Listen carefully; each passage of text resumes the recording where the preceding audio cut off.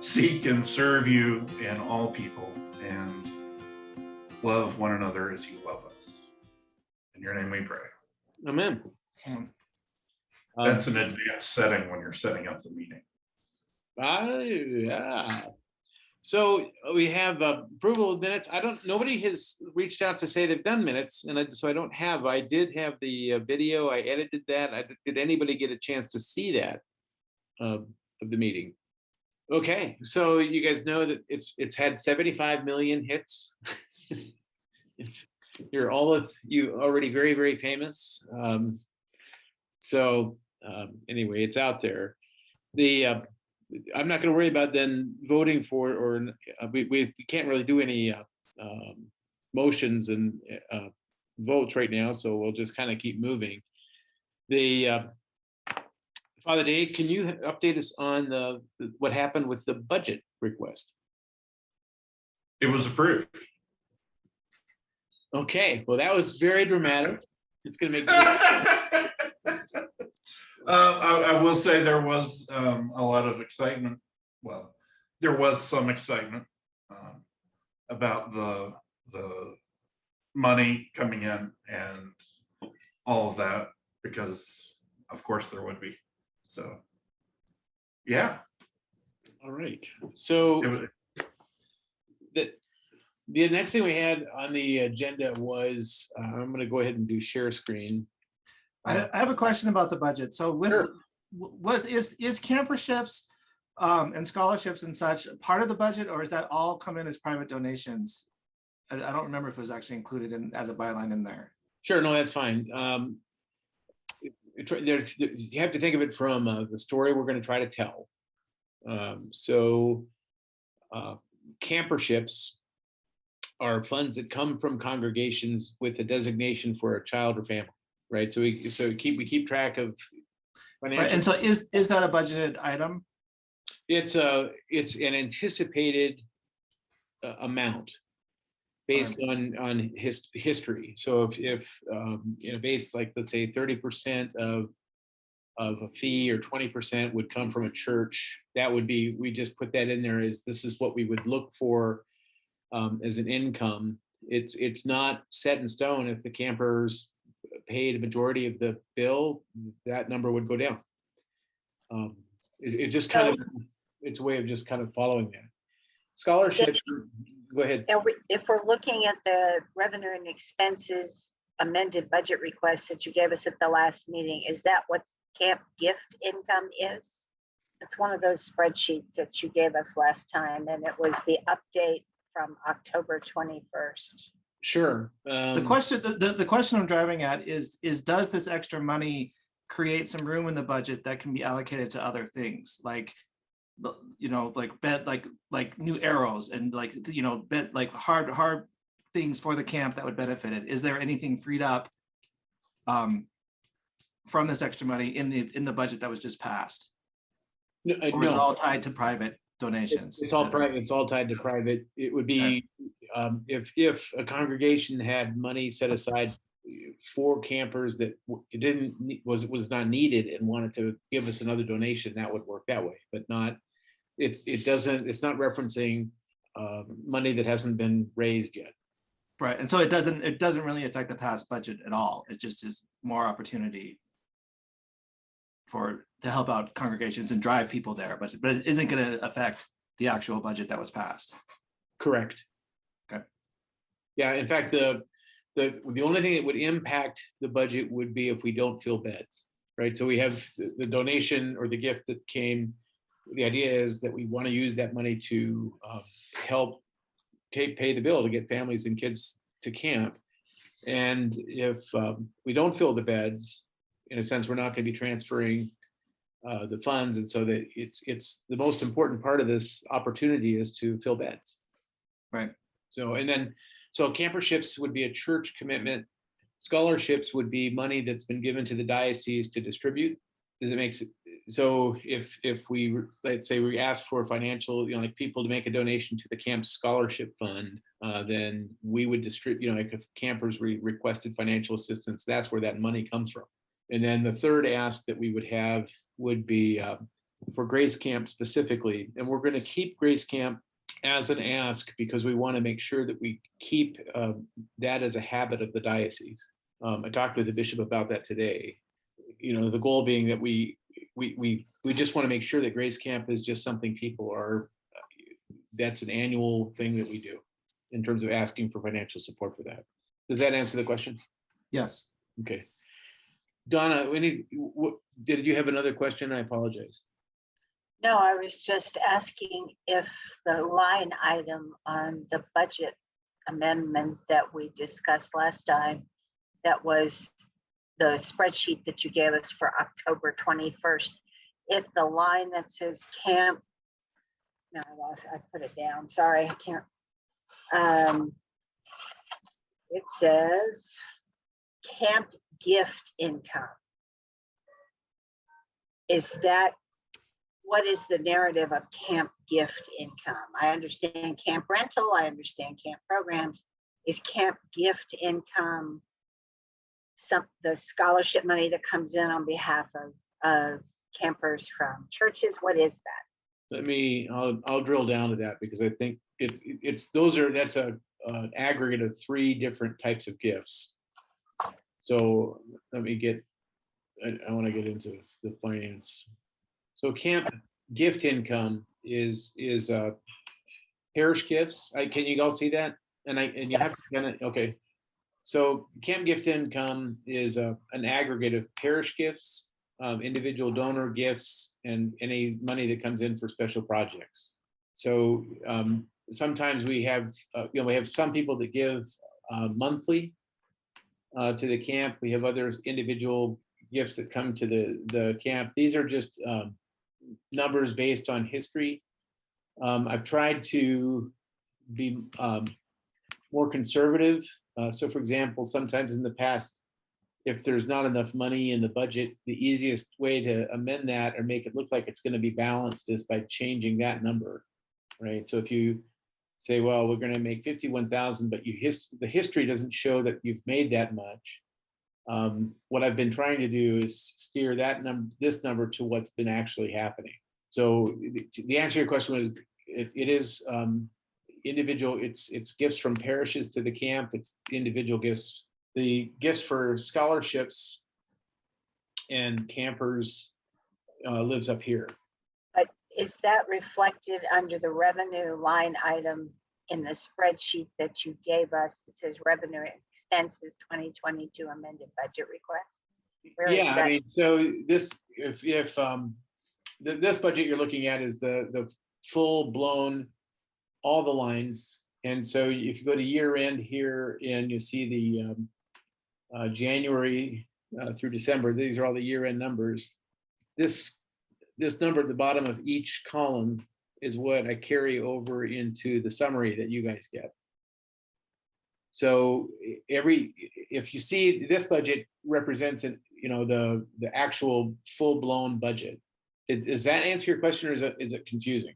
The numbers in the spreadsheet we're looking at this moment don't quite match the spreadsheet that you gave us at the last meeting. They're close, but there is some variation, particularly in the line that says summer camp programs.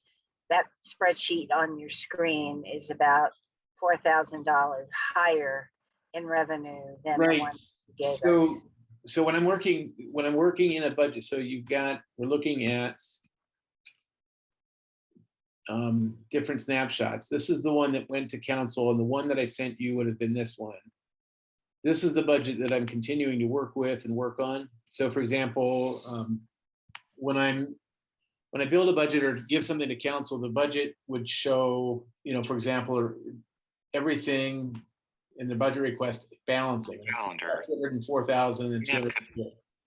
Once things start changing or information starts changing, then the budget starts changing. And so, for example, one of the things that I've been working on was, since we received the gift, I've also been working with Jill on how we distribute the gift and also how we look at other things. So I've been working on a rate sheet we spent more time, in a sense, for Camp Brain, drilling down on having what's the tier 1, 2, and 3 rates look like, and then adding RV and tent, so that when the original fee workshop sheet that's over here, we really had in the 2020 budget numbers here with just reflecting the cabins. And so for the sake of getting Camp Brain going and getting the tier 1, 2, and 3, and getting RVs and tents in, we put them in, and there's a goal of actually trying to get to more families. And I'm more optimistic right now than I was when we wrote the budget, even the amended budget, because of the gift that we're working with. So instead of the last version of the budget would have had just 40 people. And then with RVs and tent camping, the hope is we could have as many as 60 people at family camp. So you're right, that number changed, and this is where that change came from. So any other questions? Well, I've got this. There's Noelle. I think we have enough to have a quorum now. Look at that. Okay, so Father Dave, was there anything else on the budget? No, sir. Okay, so as per the bylaws, there is the allowance for the bylaws to be amended by the bishop or myself if we're working together on that.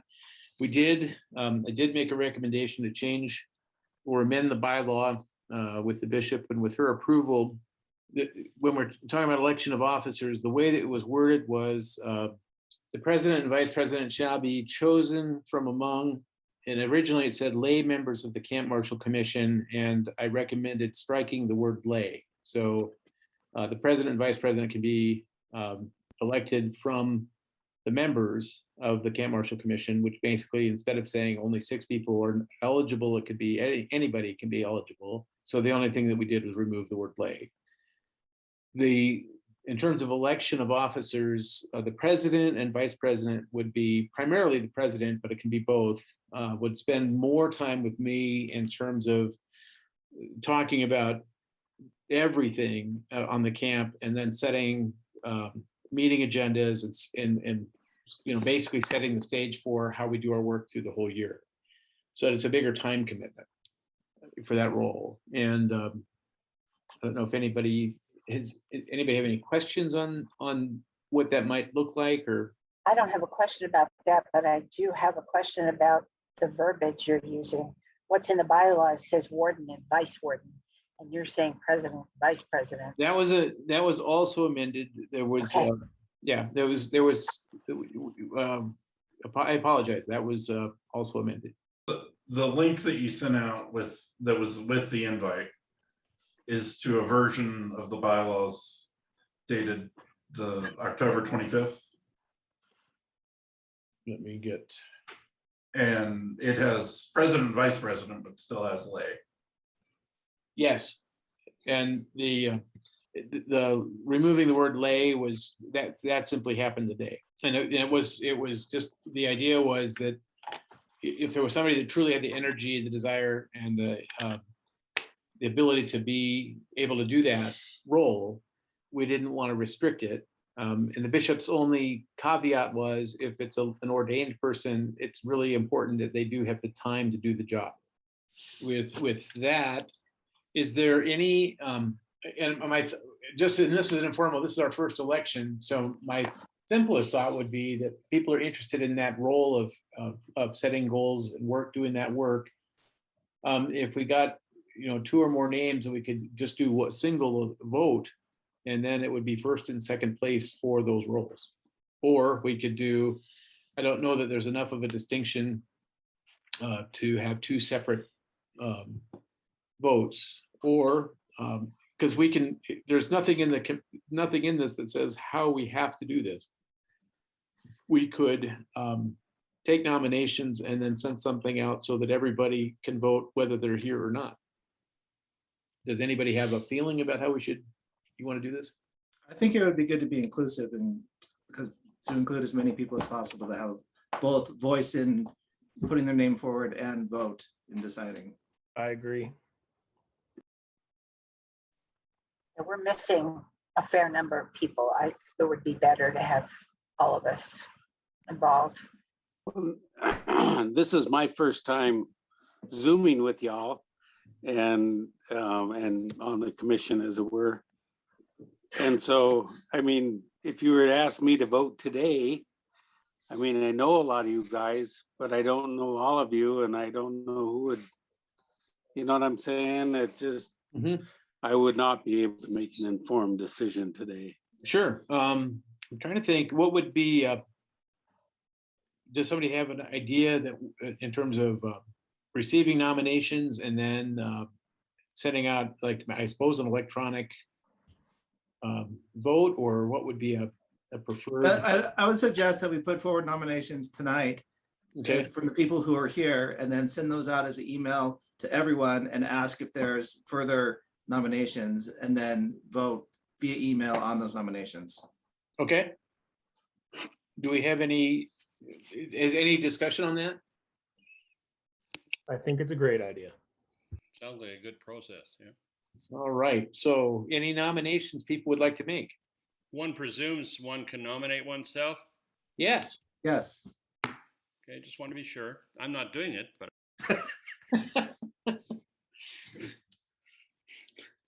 So, David, maybe we need, you hate to push anything off, but maybe we need time to chew on it and see, you know, you'd like people who wanted to do it and who, as a bishop said, had time to do it, to Sure. be able to step up.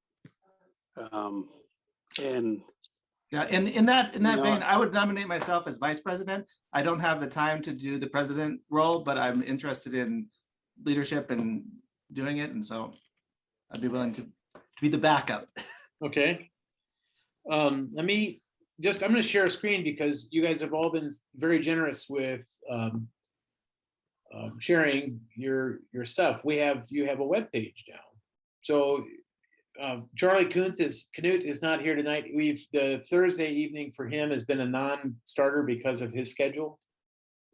He did, when I wrote today, I asked him about the proposed meeting times that are here on the webpage, February 12th, 7th, August 27th, and October 22nd. Anyway, those are what I'm suggesting is dates for us to meet in the calendar year. And so he wrote back and said all of those dates are fine. The other person who wrote back and said all those dates would be fine is Father Steve DeHart.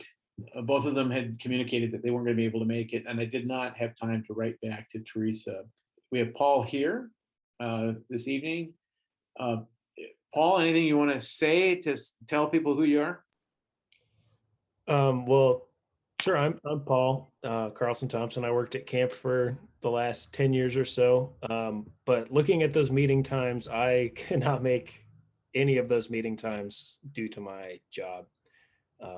Just so that we're all aware of that. Sure. And that's that's all I got right now off the top of the dome. Okay. We've got Jocelyn is missing and Steve is home with COVID, and I haven't heard from Jocelyn. Theresa had written in the late in the afternoon saying she wasn't gonna be able to make it, and we have Bryan here. Bryan, this is my favorite sentence. That's it's true. Well, there you go. But I would ask a correction. It's Bryan. It's the existential Bryan. It has the Y in it. Okay. I can't do that right in front of Well, you. All right. No problem. Anything you want to add to your bio or would share with the group? You talking to me? Yeah. I'm sorry. I'm on, meeting on Zoom meeting is not my strength. So Not really. Yeah, it's there.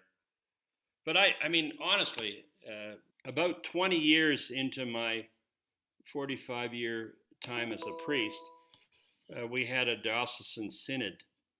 And the bishop said, would those who attended Camp Pontiac, because that happened to be the camp name, amongst the clergy, please stand up. And 75% of the clergy serving at that time had been to diocesan camp. So there's something, that was happening at camp. I mean, there was chapel and all the rest of it, but there was something that was happening that created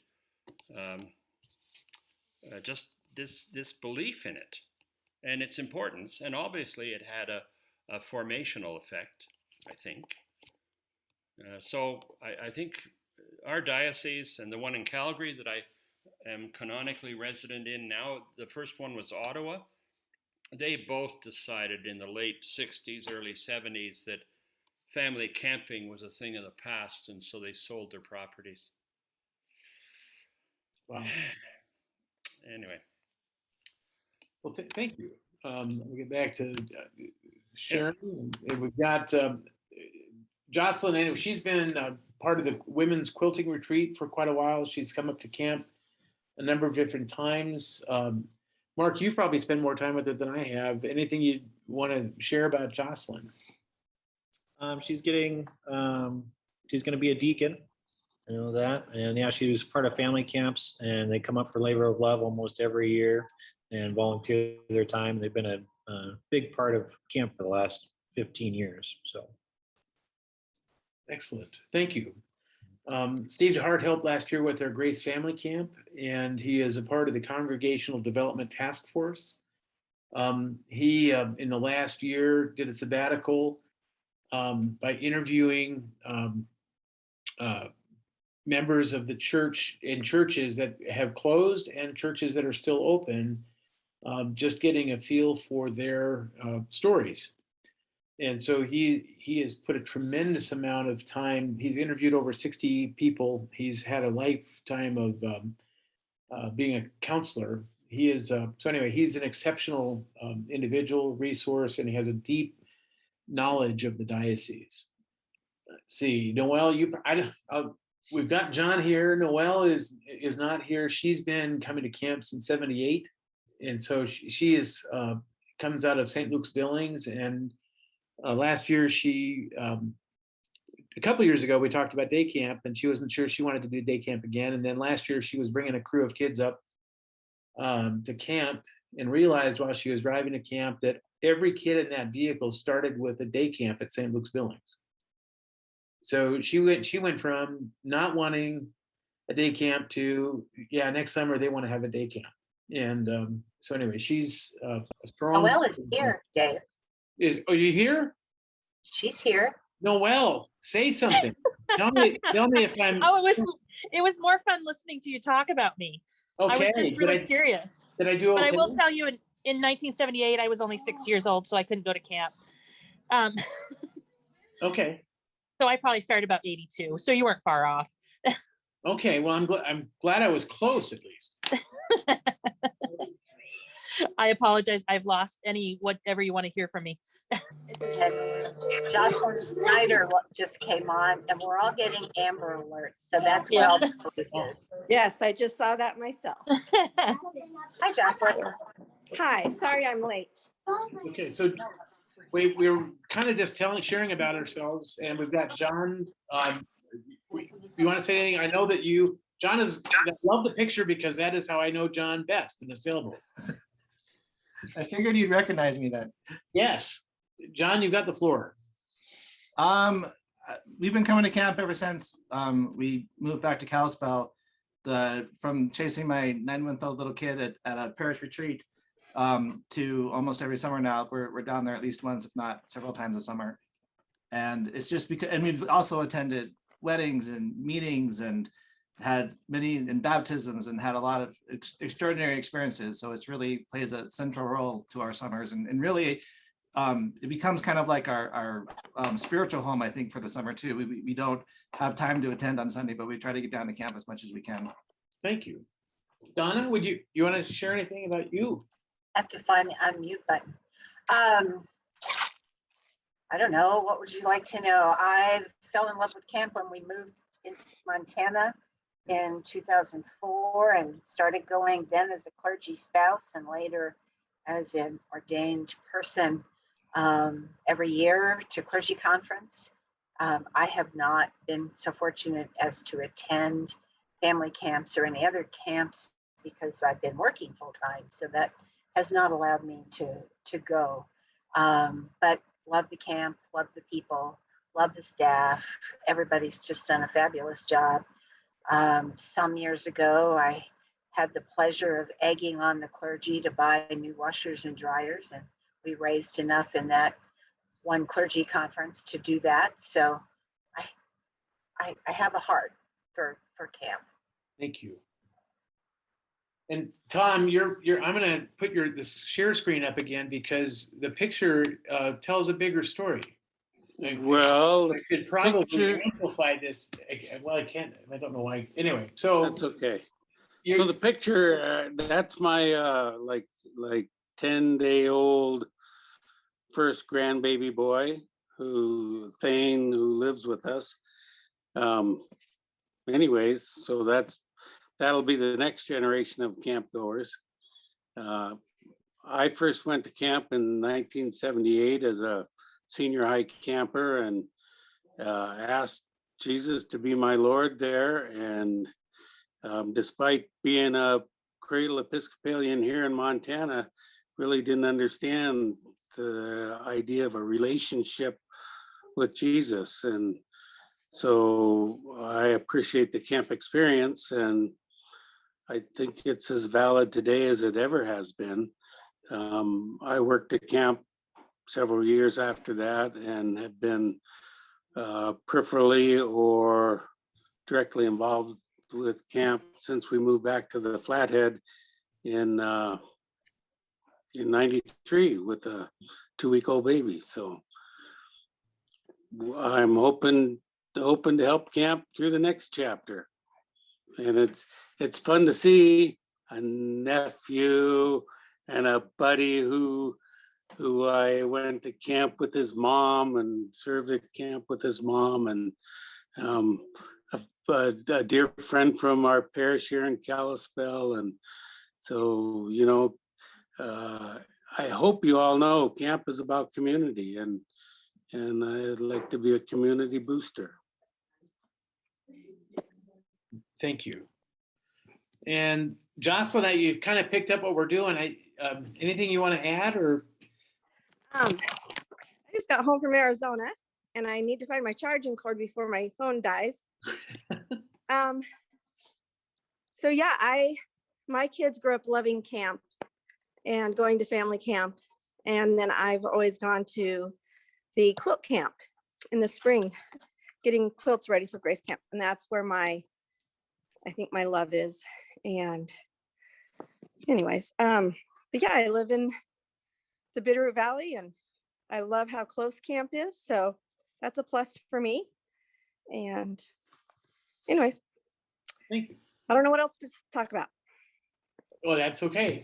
So then, Father Steve, I wonder if you could introduce or talk a little bit, share a little bit about Ben and you. Okay. Well, Ben is a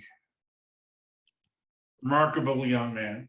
He's a clergy spouse and loves the outdoors and loves camp, and is happy to do anything he can to help out anywhere, really. And he's an avid hunter, I know, and has a freezer or two full of meat right now. Yeah, no, that's good. And I'm the priest at St. Stephen's in Billings, and am a priest because of camp, and grew up going to camp and working at camp, and then helping to run camp, and then now being a clergy person at camp. So Thank you very much. So for those that arrived while we were introducing ourselves, we were talking about taking nominations this evening and then sending out for sending a ballot out to vote. John mentioned that he would be willing to be a vice president, and so originally we had talked about voting for just voting and then having first and second place. I'm not sure that's what we want to do. I'm not sure if we don't want to take nominations for president and vice president so that we might, anyway, that's just any discussion on that now? Should we have nominations for both offices? Well, it makes sense to have nominations open, say, time limited, so a week to a week Friday, and then send out a list of those so nominated for voting. Like, people if want to be nominated tonight, sure, but leave it open for a few days.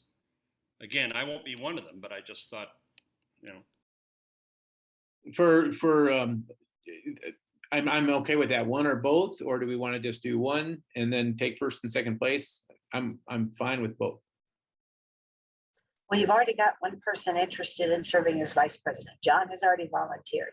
So unless somebody else wants to join in and make it a competition, we probably need to seek nominations for president. And we're not nominating secretary treasurer. Those are appointed. Is that what I read? Yeah, the group, there doesn't have to be an election. The group can just say, I'll do it, and it can be that informal. Doesn't. Okay. So we've just kind of spun through the list of people. Do we have any nominations that people are wanting to make? I'll just share the screen again and just kind of comb through. Stephen Day, do you have time? If you were nominated, would you accept the nomination? I'd probably respectfully decline. Okay, good to know. But thank you. I like Bryan's idea of giving us a couple of days to chew on it. Okay. And, unfortunately, I don't feel like I know everybody well enough on the board to be able to say, well, so-and-so ought to step up and do that. And also for each of us to be able to consider, well, do you have time? Do you have a calling? Whatever. Is there any pressing reason we need to decide that tonight? No, Are there other things we need to keep going and do tonight? Yeah, I think we've got the meeting dates for the year. Would be nice to firm up tonight so that we can set that down and again, we may end up doing more doodle polls, just trying to find a common spot. We also want to spend some time talking about the donation, because I'll be making a presentation to clergy next Monday night, and I would like us to all be aware of that gift and where we're going with that. So I just have an agenda is basically saying election of officers, and that's an agenda item, but we can accomplish that by just sending out an email saying, if you have a nomination, and then we could turn that into an election. So that's not time critical. The goal that I have in terms of addressing this as we're getting into November, December is to, like, if we can get into December and have a clear sense of when we meet and who I'm going to work with to really organize how we're going to go after things strategically. It'd be nice to get that figured out before year end so that we hit 2022 in step. I don't want to put that off for too long. So then the subcommittee work can be kind of along the same lines. My thought on subcommittees is that we simply build three, a program subcommittee, a facility subcommittee, and a finance subcommittee. Because each one of those has a lot of conversation that can happen. And I don't think it would be very helpful to try to do all of it all the time. And I guess what I can do when we're looking for nominations is just kind of create something of, just say, ask people, I could do a questionnaire, would you be interested in? And if you could serve on a subcommittee, would you prefer this one, or this one? Would that be a reasonable approach? Makes sense to me. Okay, so I could do that. I'll set up a, so anyway, and if there's another suggestion for a subcommittee, my sense is it's going to take us a while to get in the habit of learning how to make those subcommittees work before we can grow too much more. The other thing I was going to take us on a quick tour of some of the camp webpage. Are you guys up to talking about setting meeting dates for next year? Paul already weighed in on Saturdays not being available.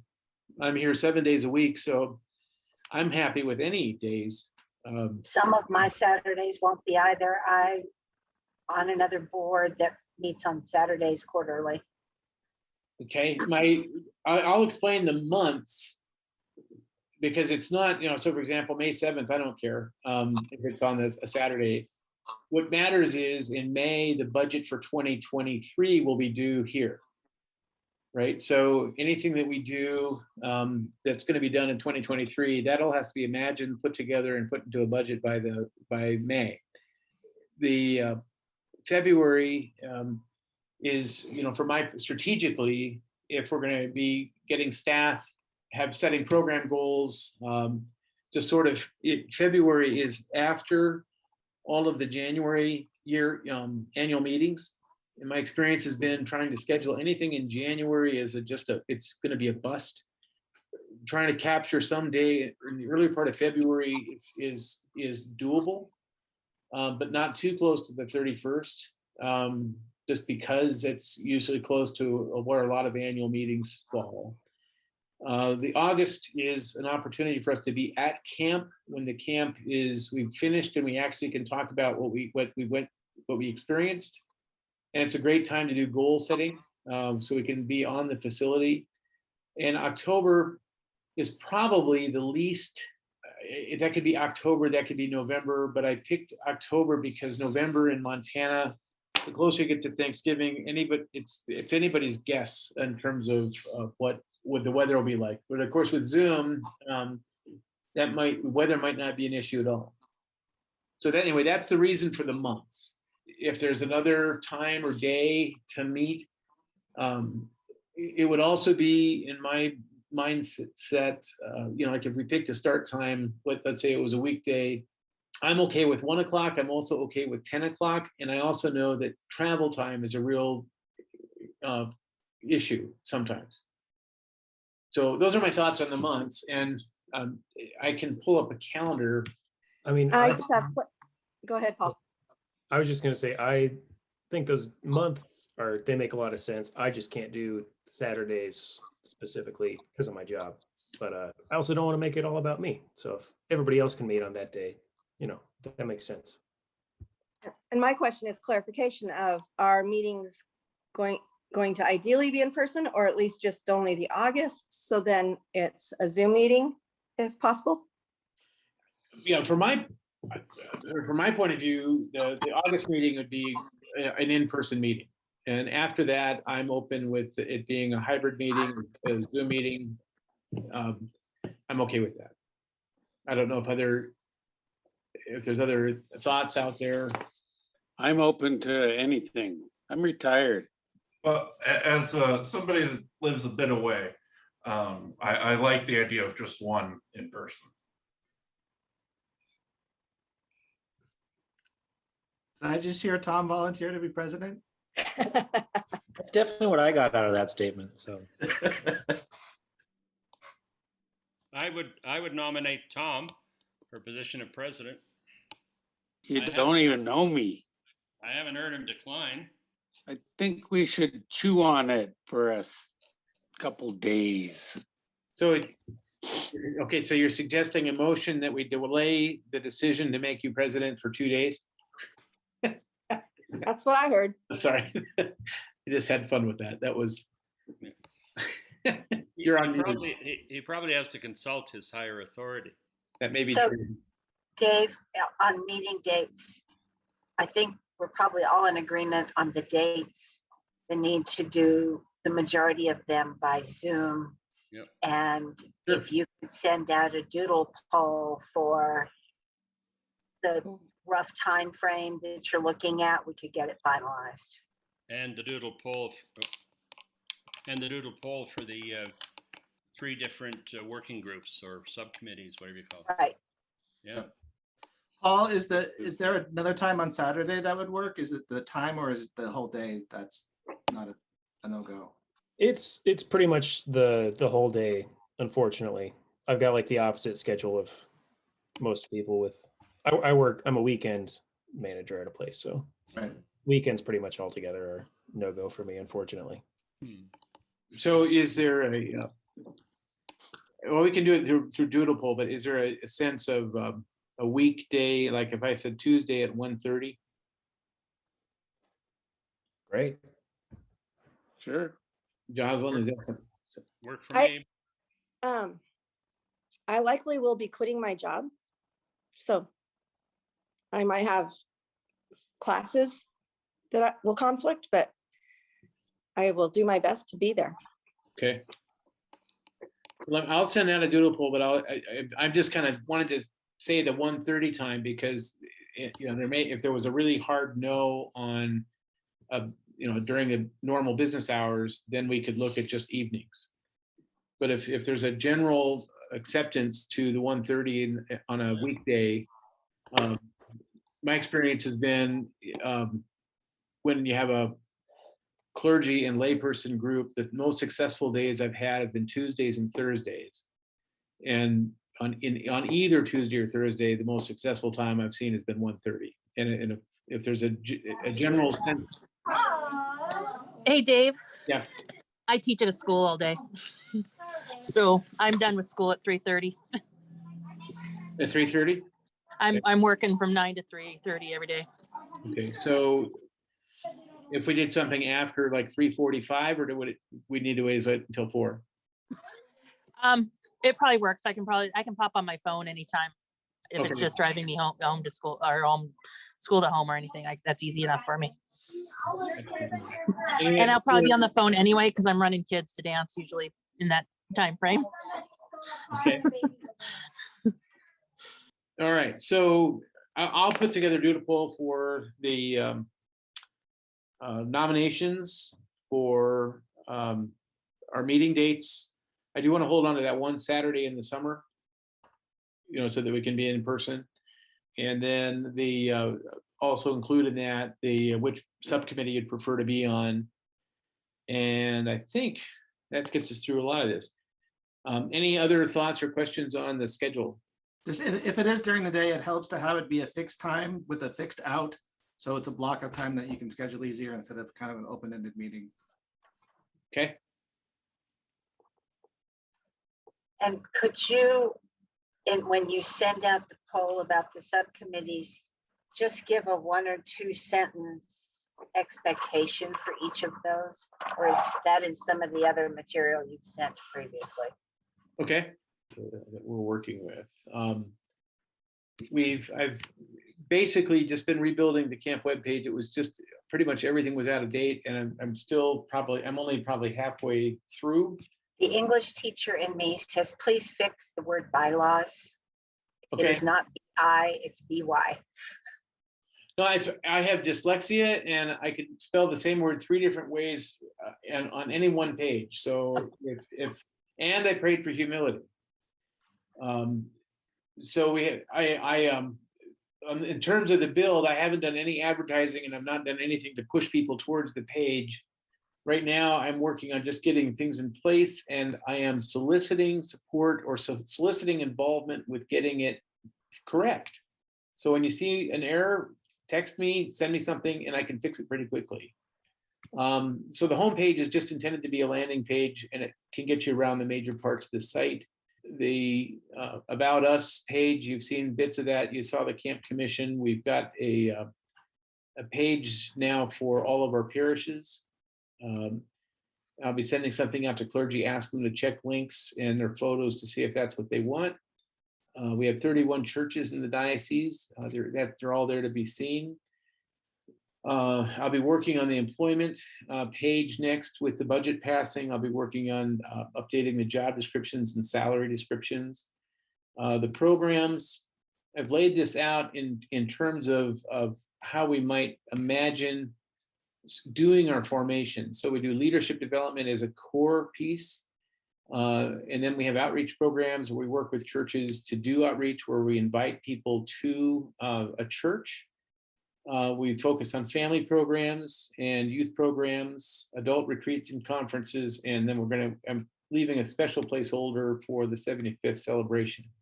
We've got, on any one of these, if you follow, for example, youth programs, it'll take you to a page that just shows you the different camps that we have that are kid driven. And then we have retreat info. All of this was my first rebuild. So there's probably stuff that I'm going to go in and work on. But again, this will the design of this is all set up so it's easier to do on your cell phone. So some of this, it might not make sense unless you look at this using your cell phone it's just very, very easy to scroll with your thumb.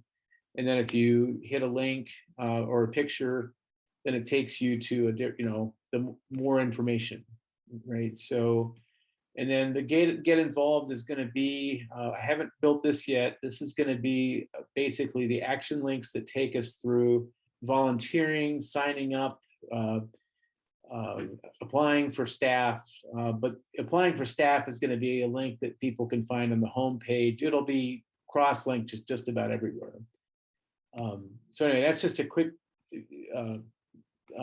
tour of what we've got going with the webpage. And we don't need to spend too much time on that because we've already used up our time, and I want to get to the donation. That's a quick tour. That looks great. Thank you, Dave. Thank you. Yeah, I apologize. I'm looking at the clock and I'm realizing I'm running out of time.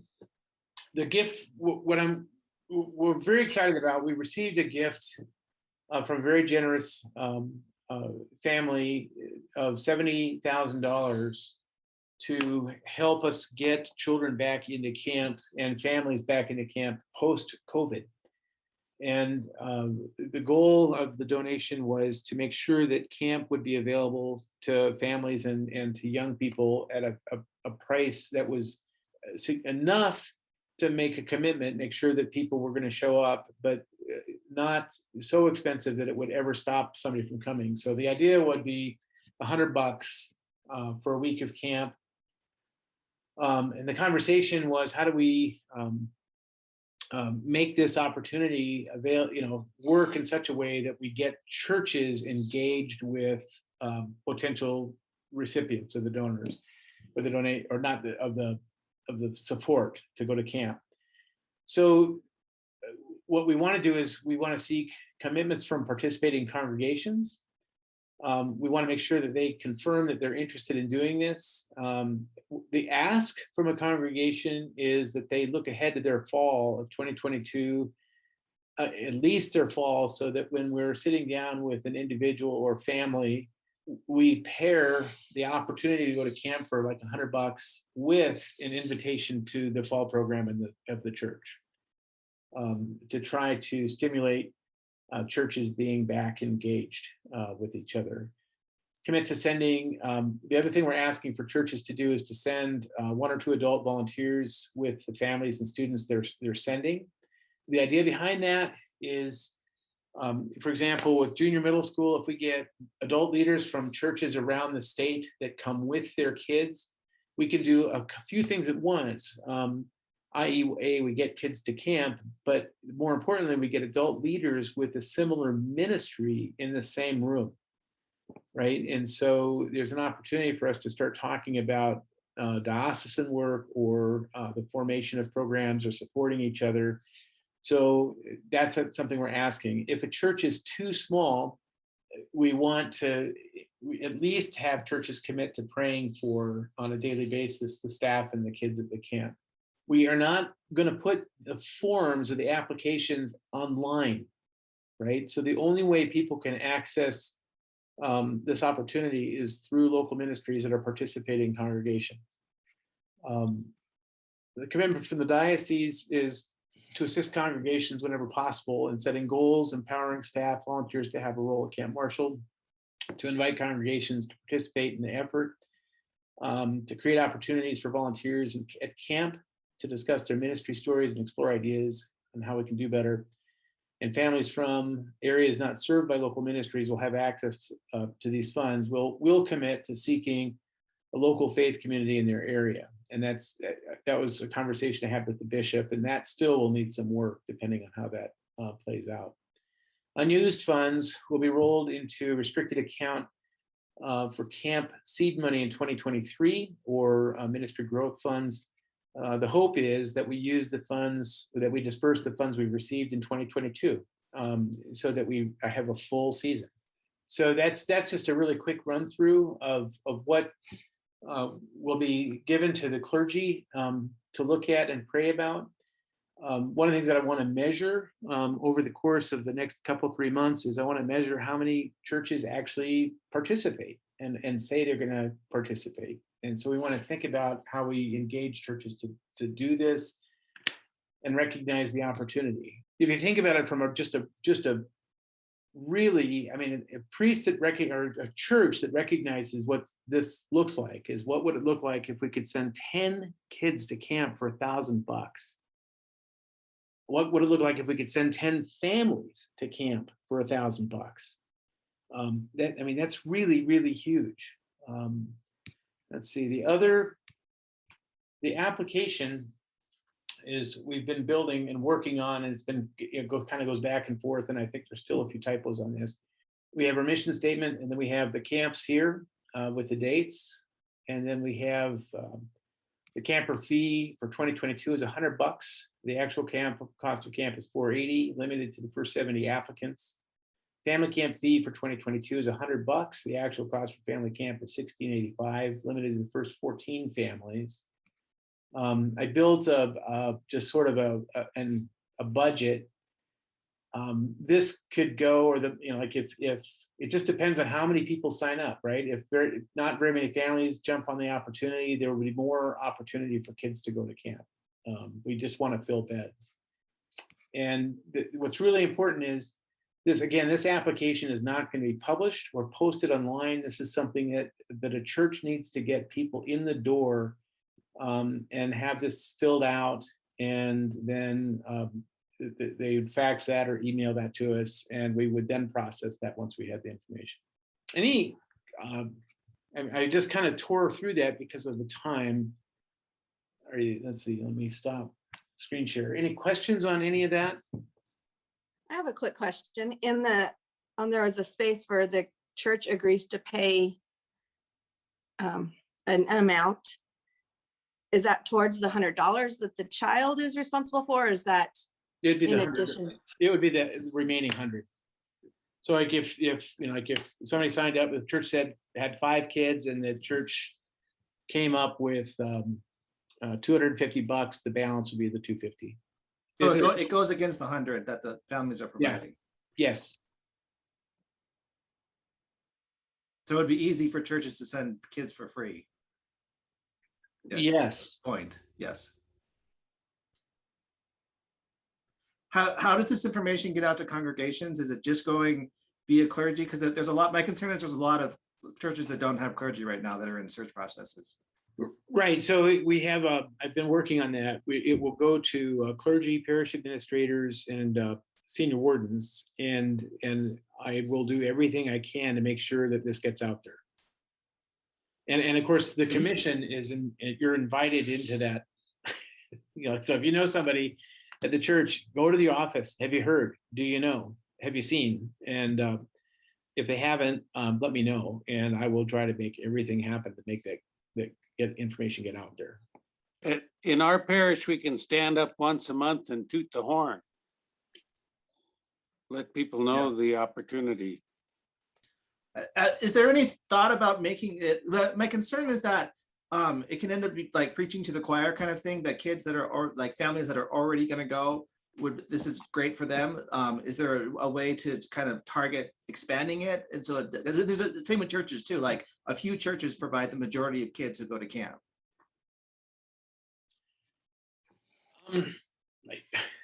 This from an outreach point of view, how the churches receive this and work with this is going to be everything. Like if they receive this and they just approach 2 or 3 people, or just the people in their parish, that I think that's a missed opportunity. Any thoughts or other wisdom that's there?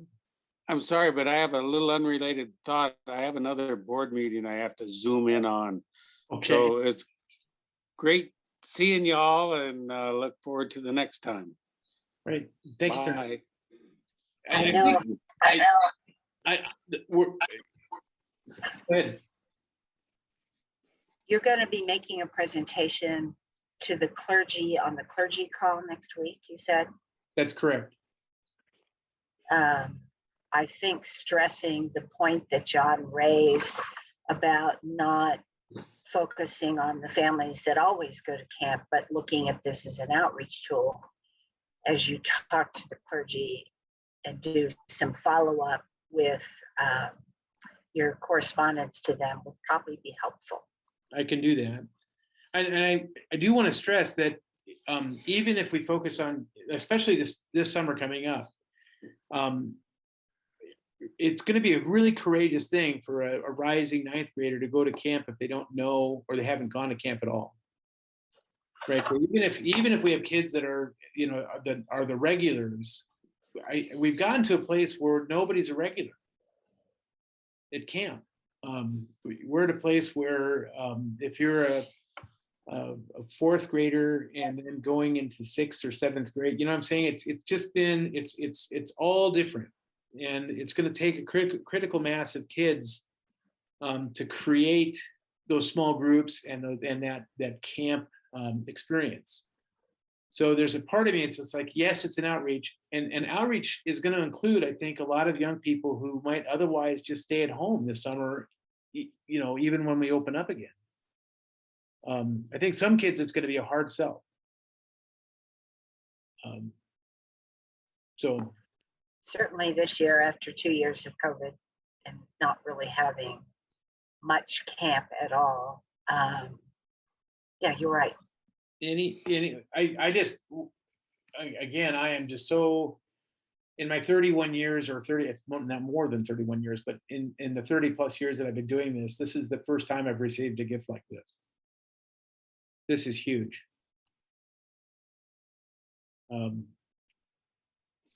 Yeah, and I think it's amazing that it has a lot of potential, and I just think of how we can support churches that are struggling with that fall programming. And so yeah, this is one to sleep on. Or churches that don't have any fall programming for youth. Right.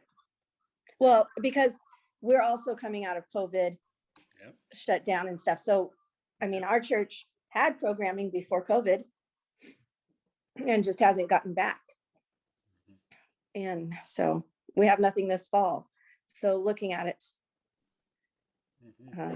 Now's our opportunity to use this as a tool to begin to talk about and plan for and consider what options might be there for fall programming as churches. And we have a resource in David that we can utilize to try and make that grow, make that happen. Something I apologize, I neglected to mention that with the funds that we mentioned, and what I did not mention is we held with the request of the donor family, 9,000 aside for marketing. Right. So if we have let's say we have 5 participating congregations that say, yeah, we're going to do this, we could divvy up the 9,000 and distribute that to the churches to use to market. Right. Again, this needs to come from a local setting. I don't want people to, I don't want the diocese to spend $9,000 marketing to people that don't meet people at church. Right. We want people to find their way to the front door of a church and to meet people and to shake hands and to sign up and talk about what's going on in the fall. And so anyway, I'm hopeful that the 9,000 is enough to help grease the skids for reaching out. And I don't know what's next with Facebook. I don't know if it's Facebook is just a big conundrum for me in terms of people advertising on Facebook or metaverse. I don't know what's next. Any other thoughts or discussion on? I think it's important to get this information out ASAP, because I know for us, we make our summer schedule in now. Like, I mean, there's only so many weekends in the summer, and so taking a week out for that has to be well planned ahead. Yeah, no, go ahead, Bryan. Will you be, I know you're talking to us clergy on Monday night, but will you be also sending stuff out in advance of that, or are you going to follow it up with material, printed stuff? I'll have material that I can put in the in the chat room or send out to clergy. I'm leaving on Saturday to go spend some time with my dad in Walla Walla, Washington, and so I'll be zooming from their home. And so I like the work. I mean, in terms of just putting it together, the survey and putting everything together that I need to put together, I'm looking at a better part of a day. So are you going to give us copies of what you showed yes, shared on screen? Yep. Okay, thank you. That'd be very helpful. You'll receive all of that. Okay. Is there a target update for having churches sign up for this or to making a commitment to it? I have not set target dates. I think that's a really good idea. I think my thought would be the churches will need to do something before their annual meeting. Oh, for sure. Right? Because if we want one or two adults to come from the church, it would be good form for them to have money to do mileage or to support the adults that are going to go.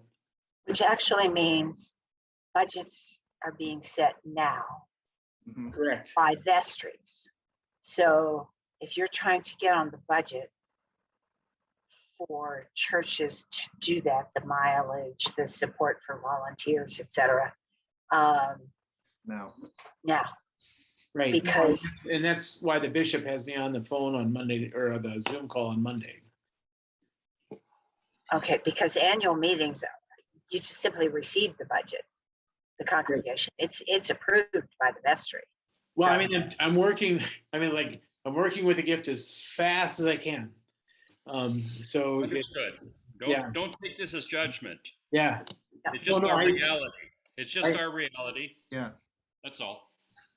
And And we- Dave, we're- you can call us and see if we can help you with anything. I I'm think training, I'm training my replacement. I have a little more free time. Yeah, the biggest thing is I'll be continuing to look at look for, like if somebody's really good at web page and looking at it and helping with grammar and language. I mean, if I write a brochure without somebody helping me, it'll say things like the mosquitoes ain't that bad. I've hired people before $50 an hour to help me write a brochure because I know how important it is to have a good brochure. So if that's a skill and you want to, I could send an email saying, here's what my latest draft is of these two documents. Or if you see something on the website and say, well, I mean, can I spend some time working on the language on this page? I'm going to say yes. That's the. So just to be clear, the documents you showed us just moments ago, right? Yeah. Are you sending them to us immediately after this meeting? I can. See? Did I not? I emailed the documents to you, right? Oh, They're in the okay. link. Yeah, they're in the email link. Thank you. Okay. Yeah. So if anybody feels so inspired and they want to look at that and try to make it better, I'm in. That's the big things that I try to look for. You do a first draft, then you do a second draft, then you think, wait a second, like, so we add things like one form for every application. Like we do stuff like that because you start thinking, well, what do they do? What happens if if somebody tries to sign up 5 people on one form? So when you look at it from one set of eyes, then you come back and look at it from a different perspective. I'll sit down with Jill and ask Jill to look at it. And so from everybody has a different lens. And so everybody and every lens has its value, right? So if you've been a parish priest and you look at it and like, well, this is missing or it needs, you're probably right.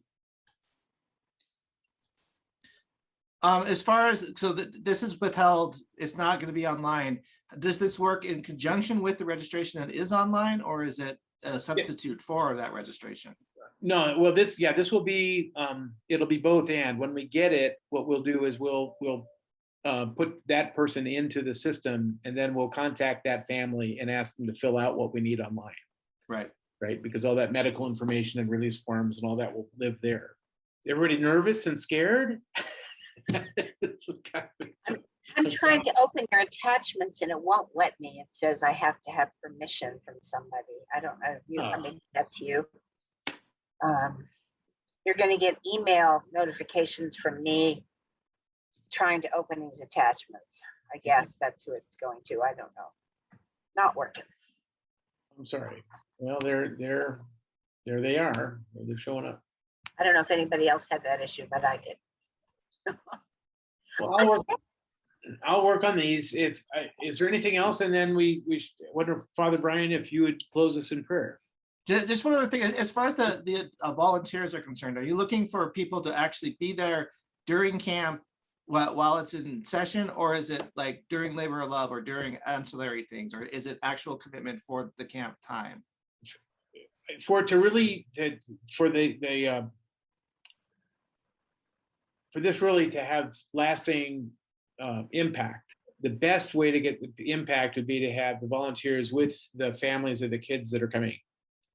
Because that relationship time, skits and waterfront games, however, the challenge course, but that relationship time is going to go back to church with you. And I'm not going to say no to people that show up for labor of love, or so yes and yes. Donna, Yes, sir. what is your correct email? Is it? Donna0220@gmail.com. I just sent you the attachments. Thank you, sir. Not a problem. Want to send them to me too, Stephen? Thank you. Bryan, is it the Gmail or the Gmail. Shaw? Gmail. Yep. Done. Well, I want to thank everybody very much for making time and being here. We're still just getting started as a commission, so I'm really excited about this. This is gonna be this is a good crew. Father Bryan, could you close us in prayer? Loving God, we give thanks to you for the gift into our lives of Camp Marshall, for all it can mean in the lives of young women and young men and olders like ourselves who have so benefited from Christian camping. Father, give us insight and understanding, give us energy and enthusiasm to take up the tasks that are before us, to build on what has been done already and to create an ever more vibrant experience for those who attend day camps or the site itself. And Lord, be with all of us until we meet again. Amen. Amen. Thank you.